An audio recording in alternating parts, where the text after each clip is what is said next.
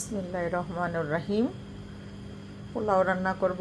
Oil দিছি আর এই যে এখানে ঘি দিয়ে দিচ্ছি। ঠান্ডার দেশ তো ঘিটা জমে আছে। দিয়ে দিয়েছি দারচিনি, লং, তেজপাতা, এলাচি আর স্টারে। খুব সুন্দর একটা স্মেল বের হয়েছে। গরম হয়ে গেছিল, এখন ফুটতেছে। পেঁয়াজ কুচি দিয়ে দিচ্ছি।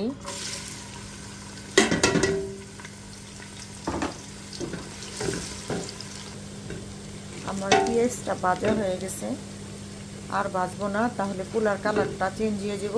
এখন আমি চাল দিয়ে দিব। চাল দিয়ে দিচ্ছি আদা রসুন বাটা।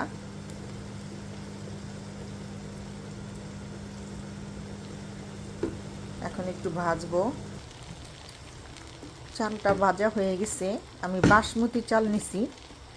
কালো জিরা পোলাওর চাল, চিনি গুঁড়া পোলার চাল সব দিয়ে আমি বানাই, কিন্তু আজকে ঘরে ওই চাল নাই, তাই আমি বাসমতি চাল দিয়ে বানাচ্ছি।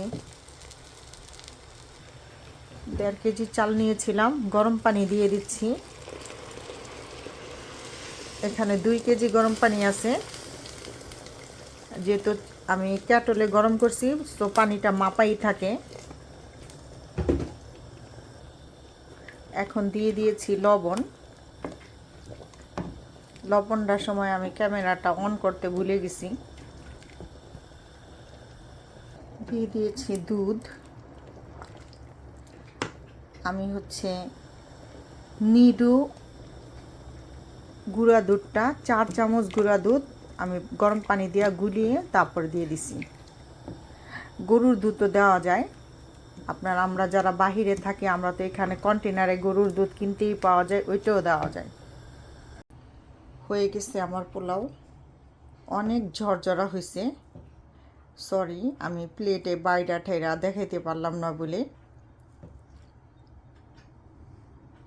স্মেলও অনেক নাইস আসছে। একদম একটার সাথে একটা লাগে নাই, একদম না, একদমই ঝরঝরা।